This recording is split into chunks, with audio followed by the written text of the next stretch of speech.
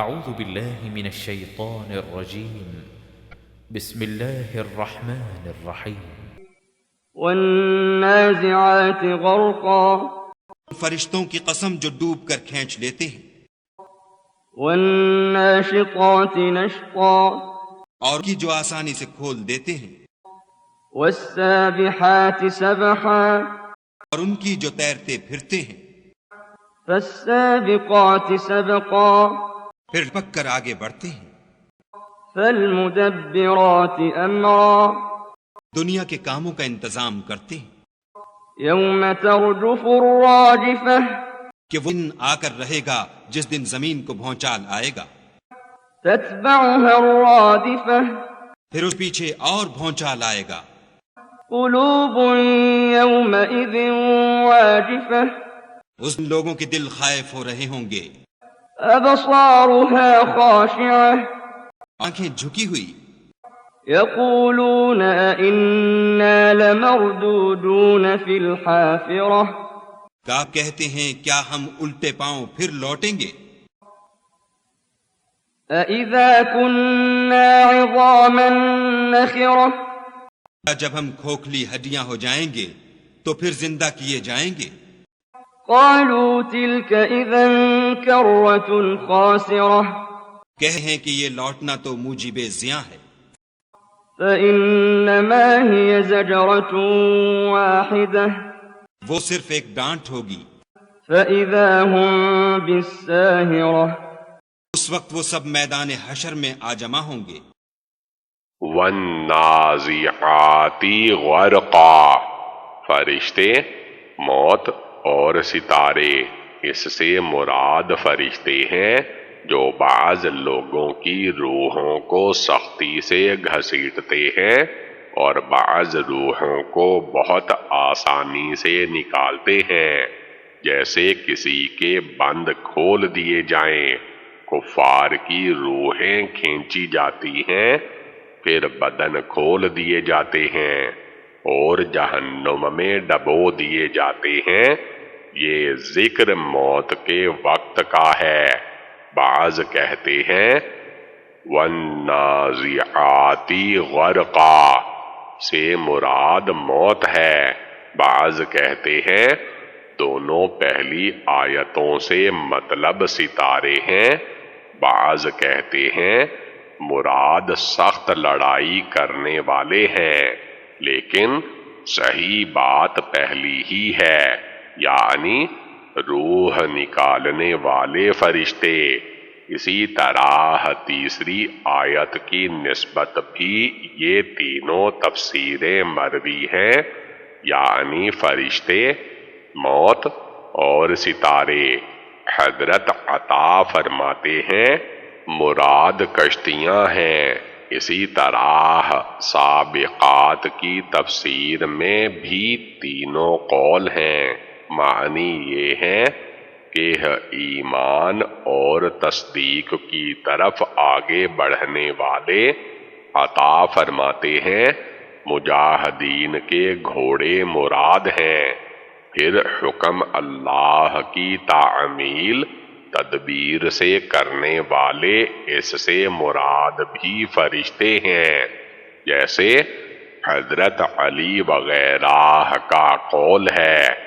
آسمان سے زین کی طرف اللہ عز و جل کے حکم سے تدبیر کرتے ہیں۔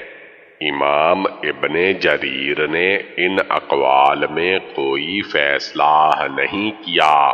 کانپنے والی کے کانپنے اور اس کے پیچھے آنے والی کے پیچھے آنے سے مراد دونوں نفخہ ہیں۔ پہلے نفخہ کا بیان اس آیت میں بھی ہے، یوم ترجف الارض والجبال، جس دن زمین اور پہاڑ کپ کپا جائیں گے۔ دوسرے نفخہ کا بیان اس آیت میں ہے، یعنی اور زمین اور پہاڑ اٹھا لیے جائیں گے، پھر دونوں ایک ہی دفعہ چور چور کر دیے جائیں گے۔ مسند احمد کی حدیث میں ہے، رسول اللہ صلی اللہ علیہ وآلہ وسلم فرماتے ہیں، کانپنے والی آئے گی، اس کے پیچھے ہی پیچھے آنے والی ہوگی، یعنی موت اپنے ساتھ اپنی آفتوں کو لیے ہوئے آئے گی۔ ایک شخص نے کہا، حضور صلی اللہ علیہ وآلہ وسلم، اگر میں اپنے وظیفہ کا تمام وقت آپ پر درود پڑھنے میں گزاروں تو؟ آپ نے فرمایا، پھر تو اللہ تعالی تجھے دنیا اور آخرت کے تمام غم و رنج سے بچا لے گا۔ ترمذی میں ہے کہ وہ تہائی رات گزرنے کے بعد رسول اللہ صلی اللہ علیہ وآلہ وسلم کھڑے ہوتے اور فرماتے، لوگو اللہ کو یاد کرو، کپ کپانے والی آ رہی ہے، پھر اس کے پیچھے ہی اور آ رہی ہے۔ موت اپنے ساتھ کی تمام آفات کو لیے ہوئے چلی آ رہی ہے۔ اس دن بہت سے دل ڈر رہے ہوں گے، ایسے لوگوں کی نگاہیں ذلت و حقارت کے ساتھ پست ہوں گی، کیونکہ وہ اپنے گناہوں اور اللہ کے عذاب کا معائنہ کر چکے ہیں۔ مشرکین جو روز قیامت کے منکر تھے اور کہا کرتے تھے کہ کیا قبروں میں جانے کے بعد بھی ہم زندہ کیے جائیں گے، وہ آج اپنی اس زندگی کو رسوائی اور برائی کے ساتھ آنکھوں سے دیکھ لیں گے۔ حافظہ کہتے ہیں قبروں کو بھی، یعنی قبروں میں چلے جانے کے بعد، جسم کے ریزے ریزے ہو جانے کے بعد، جسم اور ہڈیوں کے گل سڑ جانے اور کھوکھلی ہو جانے کے بعد بھی کیا ہم زندہ کیے جائیں گے؟ پھر تو یہ 2 بار کی زندگی خسارے اور گھاٹے والی ہوگی۔ کفار قریش کا یہ مقولہ تھا۔ حافظہ کے معنی موت کے بعد کی زندگی کے بھی مروی ہیں، اور جہنم کا نام بھی ہے، اس کے نام بہت سے ہیں، جیسے جحیم، سقر، جہنم، حاویہ، حافظہ، لظی، حتمہ وغیرہ۔ اب اللہ تعالی فرماتا ہے کہ جس چیز کو یہ بڑی بھاری، انہونی اور ناممکن سمجھے ہوئے ہیں، وہ ہماری قدرت کاملہ کے ماتحت ایک ادنا سی بات ہے۔ ادھر آواز دی، ادھر سب زندہ ہو کر ایک میدان میں جمع ہو گئے، یعنی اللہ تعالی حضرت اسرافیل کو حکم دے گا، وہ سور پھونک دیں گے، بس ان کے سور پھونکتے ہی تمام اگلے پچھلے جی اٹھیں گے اور اللہ کے سامنے ایک ہی میدان میں کھڑے ہو جائیں گے۔ جیسے اور جگہ ہے آیت، یوم یدعوکم فتستجیبون بحمدہ وتظنون ان لبثتم الا قلیلا۔ جس دن وہ تمہیں پکارے گا اور تم اس کی تعریفیں کرتے ہوئے اسے جواب دو گے اور جان لو گے کہ بہت ہی کم ٹھہرے۔ اور جگہ فرمایا آیت، وَمَا أَمْرُنَا إِلَّا وَاحِدَةٌ كَلَمْحٍ بِالْبَصَرِ ہمارا حکم بس ایسا ایک بارگی ہو جائے گا جیسے آنکھ کا جھپکنا، اور جگہ ہے آیت وَمَا أَمْرُ السَّاعَةِ إِلَّا كَلَمْحِ الْبَصَرِ أَوْ هُوَ أَقْرَبُ إِنَّ اللَّهَ عَلَى كُلِّ شَيْءٍ قَدِيرٌ۔ امر قیامت مثل آنکھ جھپکنے کی ہے، بلکہ اس سے بھی زیادہ قریب۔ یہاں بھی یہی بیان ہو رہا ہے کہ صرف ایک آواز ہی کی دیر ہے۔ اس دن پروردگار سخت غضبناک ہوگا، یہ آواز بھی غصے کے ساتھ ہوگی۔ یہ آخری نفخہ ہے جس کے پھونکے جانے کے بعد ہی تمام لوگ زمین کے اوپر آ جائیں گے، حالانکہ اس سے پہلے نیچے تھے۔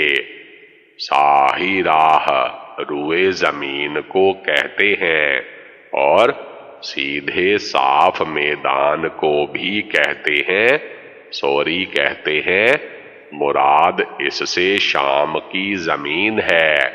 عثمان بن ابو العالیہ کا قول ہے مراد بیت المقدس کی زمین ہے۔ وہب بن منبہ کہتے ہیں بیت المقدس کے ایک طرف یہ ایک پہاڑ ہے۔ قتادہ کہتے ہیں جہنم کو بھی ساہی راہ کہتے ہیں، لیکن یہ اقوال سب کے سب غریب ہیں۔ ٹھیک قول پہلا ہی ہے، یعنی روئے زمین کے سب لوگ زمین پر جمع ہو جائیں گے جو سفید ہوگی اور بالکل صاف اور خالی ہوگی، جیسے میدے کی روٹی ہوتی ہے۔ اور جگہ ہے آیت یوم تبدل الارض غیر الارض والسماوات وبرزوا للہ الواحد القہار، یعنی جس دن یہ زمین بدل کر دوسری زمین ہوگی اور آسمان بھی بدل جائیں گے، اور سب مخلوق اللہ تعالی واحد و قہار کے روبرو ہو جائیں گے۔ اور جگہ ہے لوگ تجھ سے پہاڑوں کے بارے میں پوچھتے ہیں تو کہہ دے کہ انہیں میرا رب ٹکڑے ٹکڑے کر دے گا، اور زمین بالکل ہموار میدان بن جائے گی جس میں کوئی موڑ توڑ نہ ہوگا، نہ اونچی نیچی جگہ۔ اور جگہ ہے ہم پہاڑوں کو چلنے والا کر دیں گے اور زمین صاف ظاہر ہو جائے گی، غرض ایک بالکل نئی زمین ہوگی جس پر نہ کبھی کوئی خطا ہوئی نہ قتل و گناہ۔ هل أتاك حديث موسى بھل تم کو موسیٰ کی حکایت پہنچی ہے؟ إذ ناداه ربه بالواد المقدس طوى ان کے پروردگار نے ان کو پاک میدان یعنی طوا میں پکارا، اذهب إلى فرعون إنه طغى اور حکم دیا کہ فرعون کے پاس جاؤ، وہ سرکش ہو رہا ہے۔ فقل هل لك إلى أن تزكى اور کہو کیا تو چاہتا ہے کہ پاک ہو جائے، وأهديك إلى ربك فتخشى اور میں تجھے تیرے پروردگار کا رستہ بتاؤں تاکہ تجھے خوف پیدا ہو۔ فأراه الآية الكبرى غرض انہوں نے اس کو بڑی نشانی دکھائی، فكذب وعصى مگر اس نے جھٹلایا اور نہ مانا، ثم أدبر يسعى پھر لوٹ گیا اور تدبیریں کرنے لگا، فحشر فنادى لوگوں کو اکٹھا کیا اور پکارا، فقال أنا ربكم الأعلى لگا کہ تمہارا سب سے بڑا مالک میں ہوں۔ فأخذه الله نكال الآخرة والأولى تو اللہ نے اس کو دنیا اور آخرت دونوں کے عذاب میں پکڑ لیا۔ إن في ذلك لعبرة لمن يخشى جو شخص خدا سے ڈر رکھتا ہے اس کے لیے اس قصے میں عبرت ہے۔ هل اتاک حدیث موسیٰ، مغفرت دل حق کا مطیع و فرما بردار ہوتا ہے۔ اللہ تعالی اپنے رسول حضرت محمد مصطفیٰ صلی اللہ علیہ وآلہ وسلم کو خبر دیتا ہے کہ اس نے اپنے بندے اور رسول حضرت موسیٰ علیہ السلام کو فرعون کی طرف بھیجا اور معجزات سے ان کی تائید کی، لیکن باوجود اس کے فرعون اپنی سرکشی اور اپنے کفر سے باز نہ آیا۔ بالآخر اللہ کا عذاب اترا اور برباد ہو گیا۔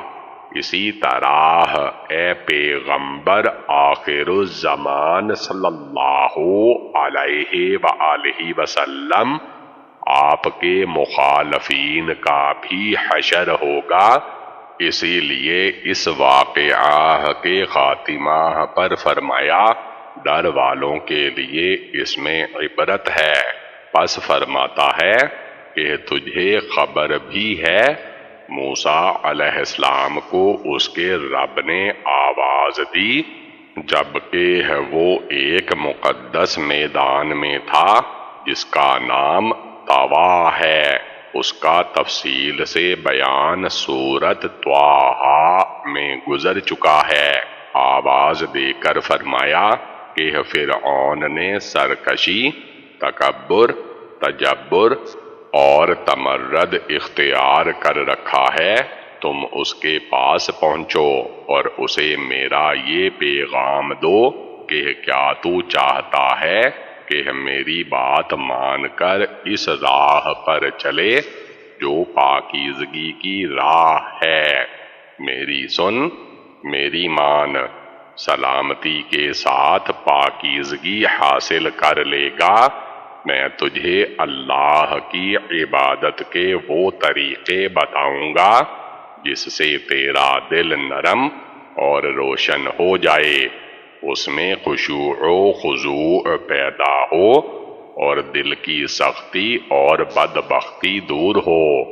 حضرت موسیٰ فرعون کے پاس پہنچے، اللہ کا فرمان پہنچایا، حجت ختم کی، دلائل بیان کیے، یہاں تک کہ اپنی سچائی کے ثبوت میں معجزات بھی دکھائے، لیکن وہ برابر حق کی تکذیب کرتا رہا اور حضرت موسیٰ کی باتوں کی نافرمانی پر جمع رہا۔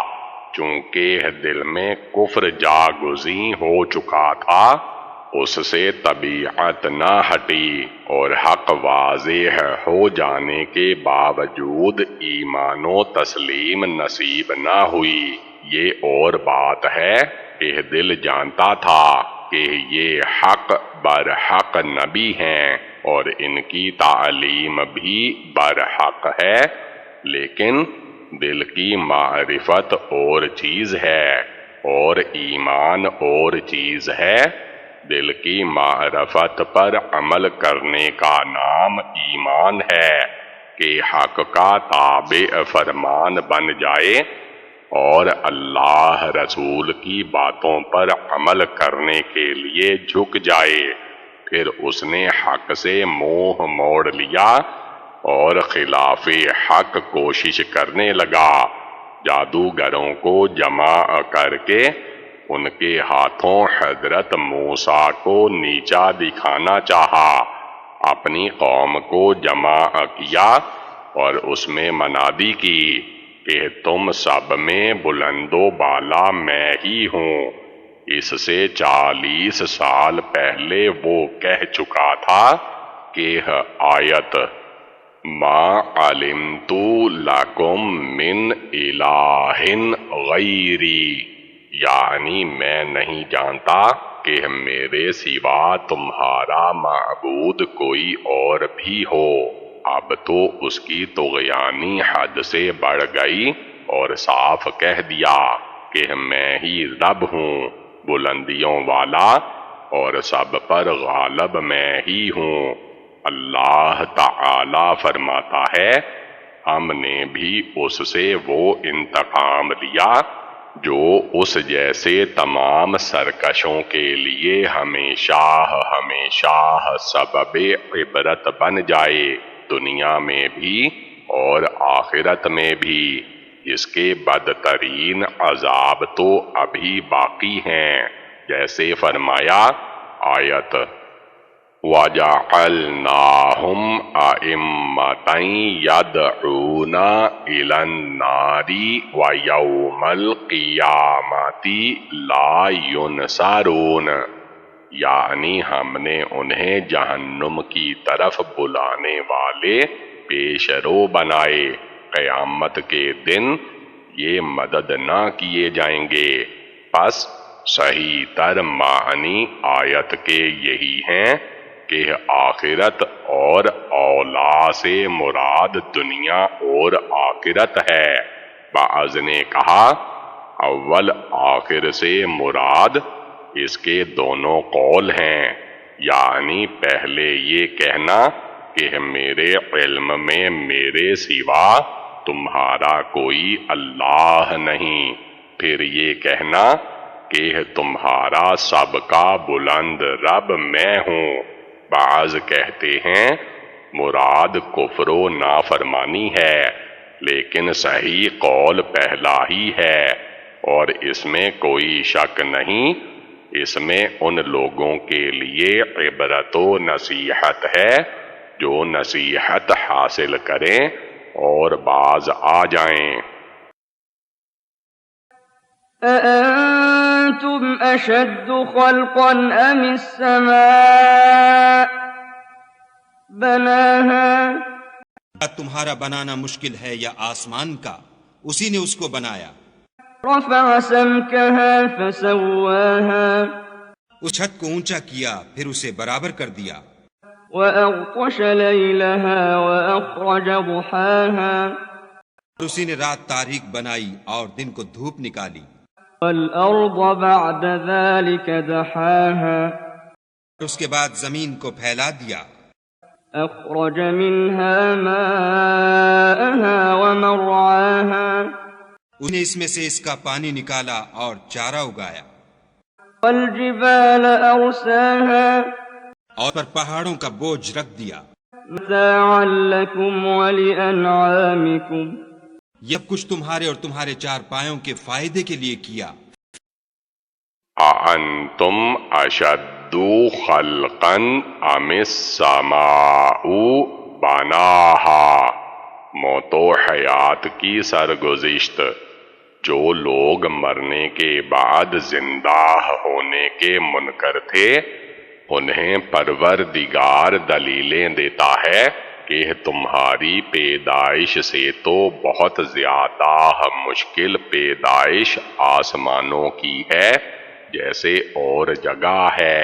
آیت لَخَلْقُ السَّمَاوَاتِ وَالْأَرْضِ أَكْبَرُ مِنْ خَلْقِ النَّاسِ وَلَكِنَّ أَكْثَرَ النَّاسِ لَا يَعْلَمُونَ، یعنی زمین و آسمان کی پیدائش انسانوں کی پیدائش سے زیادہ بھاری ہے اور جگہ ہے۔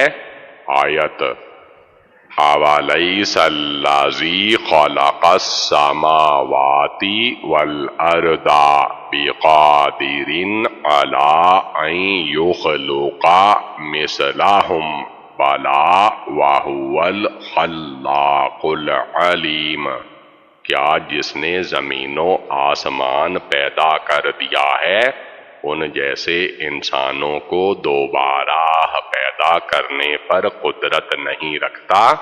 ضرور وہ قادر ہے اور وہ ہی بڑا پیدا کرنے والا اور خوب جاننے والا ہے۔ آسمان کو اس نے بنایا، یعنی بلند و بالا، خوب چوڑا اور کشادہ اور بالکل برابر بنایا۔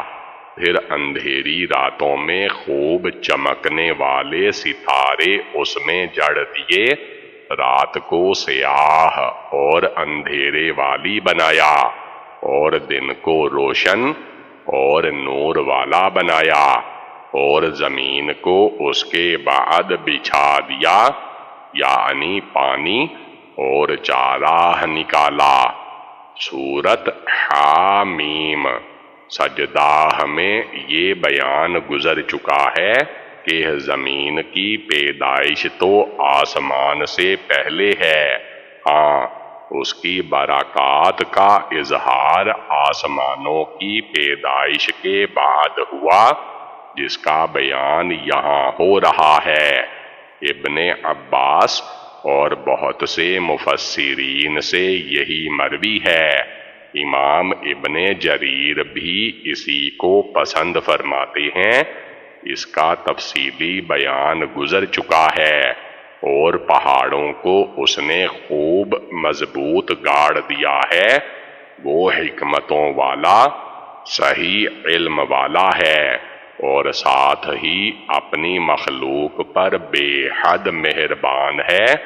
مسند احمد میں ہے، رسول اللہ صلی اللہ علیہ وآلہ وسلم فرماتے ہیں کہ جب اللہ تعالی نے زمین کو پیدا کیا، وہ ہلنے لگی، پروردگار نے پہاڑوں کو پیدا کر کے زمین پر گاڑ دیا، جس سے وہ ٹھہر گئی۔ فرشتوں کو اس سے سخت تر تعجب ہوا اور پوچھنے لگے، اللہ، تیری مخلوق میں ان پہاڑوں سے بھی زیادہ سخت چیز کوئی اور ہے؟ اللہ تعالی نے فرمایا، ہاں، لوہا۔ پوچھا، اس سے بھی زیادہ سخت؟ فرمایا، آگ۔ پوچھا، اس سے بھی زیادہ سخت؟ فرمایا، ہاں، پانی۔ پوچھا، اس سے بھی زیادہ سخت؟ فرمایا، ہوا۔ پوچھا، پروردگار، کیا تیری مخلوق میں اس سے بھاری کوئی اور چیز ہے؟ فرمایا، ہاں ابن آدم، وہ یہ ہے کہ اپنے دائیں ہاتھ سے جو خرچ کرتا ہے، اس کی خبر بائیں ہاتھ کو بھی نہیں ہوتی۔ ابن جریر میں حضرت علی رضی اللہ تعالی عنہ سے مروی ہے کہ جب زمین کو اللہ تعالی نے پیدا کیا تو وہ کانپنے لگی اور کہنے لگی، تو آدم اور اس کی اولاد کو پیدا کرنے والا ہے جو اپنی گندگی مجھ پر ڈالیں گے اور میری پیٹھ پر تیری نافرمانیاں کریں گے۔ اللہ تعالی نے پہاڑ گاڑ کر زمین کو ٹھہرا دیا۔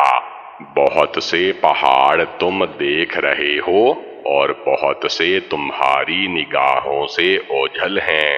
زمین کا پہاڑوں کے بعد سکون حاصل کرنا بالکل ایسا ہی تھا جیسے اونٹ کو ذبح کرتے ہی اس کا گوشت تھرکتا رہتا ہے، پھر کچھ دیر بعد ٹھہر جاتا ہے، پھر فرماتا ہے کہ یہ سب تمہارے اور تمہارے جانوروں کے فائدے کے لیے ہے، یعنی زمین سے چشموں اور نہروں کا جاری کرنا، زمین کے پوشیدہ خزانوں کو ظاہر کرنا، کھیتیاں اور درخت اگانا، پہاڑوں کا گاڑنا تاکہ زمین سے پورا فائدہ تم اٹھا سکو۔ یہ سب باتیں انسانوں کے فائدے کے لیے ہیں اور ان کے جانوروں کے فائدے کے لیے۔ پھر وہ جانور بھی انہی کے فائدے کے لیے ہیں کہ بعض کا گوشت کھاتے ہیں، بعض پر سواریاں لیتے ہیں اور اپنی عمر اس دنیا میں سکھ چین سے بسر کر رہے ہیں۔ فَإِذَا جَاءَتِ الطَّامَّةُ الْكُبْرَى تو بڑی آفت آئے گی، يَوْمَ يَتَذَكَّرُ الْإِنسَانُ مَا سَعَى اس دن انسان اپنے کاموں کو یاد کرے گا، وَبُرِّزَتِ الْجَحِيمُ لِمَن يَرَى اور دوزخ دیکھنے والے کے سامنے نکال کر رکھ دی جائے گی۔ فَأَمَّا مَن طَغَى تو اس نے سرکشی کی، وَآثَرَ الْحَيَاةَ الدُّنْيَا دنیا کی زندگی کو مقدم سمجھا، فَإِنَّ الْجَحِيمَ هِيَ الْمَأْوَى اس ٹھکانہ دوزخ ہے۔ وَأَمَّا مَنْ خَافَ مَقَامَ رَبِّهِ وَنَهَى النَّفْسَ عَنِ الْهَوَى جو اپنے پروردگار کے سامنے کھڑے ہونے سے ڈرتا اور جی کو خواہشوں سے روکتا رہا، فَإِنَّ الْجَنَّةَ هِيَ الْمَأْوَى اس کا ٹھکانہ بہشت ہے۔ يَسْأَلُونَكَ عَنِ السَّاعَةِ أَيَّانَ مُرْسَاهَا اے غمبر صلی اللہ علیہ وآلہ وسلم، لوگ تم سے قیامت کے بارے میں پوچھتے ہیں کہ اس کا وقوع کب ہوگا۔ فِيمَ أَنْتَ مِنْ ذِكْرَاهَا تم اس کے ذکر سے کس فکر میں ہو؟ إِلَى رَبِّكَ مُنْتَهَاهَا منتہا یعنی واقع ہونے کا وقت تمہارے پروردگار ہی کو معلوم ہے۔ إِنَّمَا أَنْتَ مُنْذِرُ مَنْ يَخْشَاهَا جو شخص اس سے ڈر رکھتا ہے تم تو اسی کو ڈر سنانے والے ہو۔ كَأَنَّهُمْ يَوْمَ يَرَوْنَهَا لَمْ يَلْبَثُوا إِلَّا عَشِيَّةً أَوْ ضُحَاهَا وہ اس کو دیکھیں گے تو ایسا خیال کریں گے کہ گویا دنیا میں صرف ایک شام یا صبح رہے تھے۔ فَإِذَا جَاءَتِ الطَّامَّةُ الْكُبْرَى انتہائی ہولناک لرزہ خیز لمحات۔ طامۃ الکبریٰ سے مراد قیامت کا دن ہے، اس لیے کہ وہ ہولناک اور بڑے ہنگامے والا دن ہوگا، جیسے اور جگہ ہے آیت وَالسَّاعَةُ أَدْهَى وَأَمَرُّ، یعنی قیامت بڑی سخت اور ناگوار چیز ہے۔ اس دن ابن آدم اپنے بھلے برے اعمال کو یاد کرے گا اور کافی نصیحت حاصل کر لے گا، جیسے اور جگہ ہے آیت یومئذ یتذکر الانسان وانى لہ الذکریٰ، یعنی اس دن آدمی نصیحت حاصل کر لے گا لیکن آج کی نصیحت اسے کچھ فائدہ نہ دے گی۔ لوگوں کے سامنے جہنم لائی جائے گی اور وہ اپنی آنکھوں سے اسے دیکھ لیں گے۔ اس دن سرکشی کرنے والوں اور دنیا کو دین پر ترجیح دینے والوں کو ٹھکانہ جہنم ہوگا، ان کی خوراک زقوم ہوگا اور ان کا پانی حمیم ہوگا۔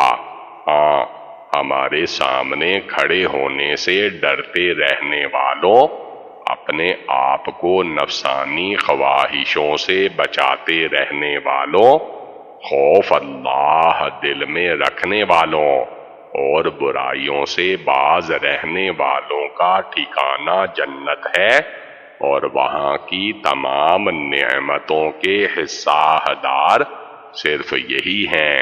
پھر فرمایا کہ قیامت کے بارے میں تم سے سوال ہو رہے ہیں، تم کہہ دو کہ نہ مجھے اس کا علم ہے نہ مخلوق میں سے کسی اور کو، صرف اللہ ہی جانتا ہے کہ قیامت کب آئے گی، اس کا صحیح وقت کسی کو معلوم نہیں، وہ آسمان و زمین پر بھاری پڑ رہی ہے، حالانکہ دراصل اس کا علم سوائے اللہ تبارک و تعالی کے کسی اور کو نہیں۔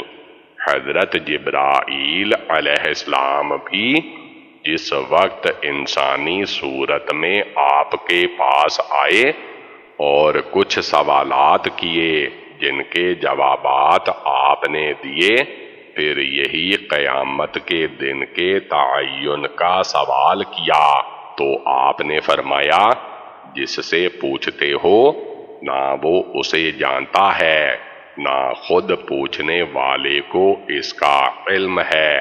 پھر فرمایا کہ اے نبی تم تو صرف لوگوں کے ڈرانے والے ہو اور اس سے نفع انہی کو پہنچے گا جو اس خوفناک دن کا ڈر رکھتے ہیں اور تیاری کر لیں گے اور اس دن کے خطرے سے بچ جائیں گے۔ باقی جو لوگ ہیں وہ آپ کے فرمان سے عبرت حاصل نہیں کریں گے بلکہ مخالفت کریں گے، اور اس دن بدترین نقصان اور مہلک عذابوں میں گرفتار ہوں گے۔ لوگ جب اپنی اپنی قبروں سے اٹھ کر محشر کے میدان میں جمع ہوں گے، اس وقت اپنی دنیا کی زندگی انہیں بہت ہی تھوڑی نظر آئے گی اور ایسا معلوم ہوگا کہ صرف صبح کا یا صرف شام کا کچھ حصہ دنیا میں گزارا ہے۔ ظہر سے لے کر آفتاب کے غروب ہونے کے وقت کو عشیہ کہتے ہیں اور سورج نکلنے سے لے کر آدھے دن تک کے وقت کو ضحیٰ کہتے ہیں۔ مطلب یہ ہے کہ آخرت کو دیکھ کر دنیا کی لمبی عمر بھی اتنی کم محسوس ہونے لگی۔ سورت نازعات کی تفسیر ختم ہوئی۔ فالحمدللہ رب العالمین۔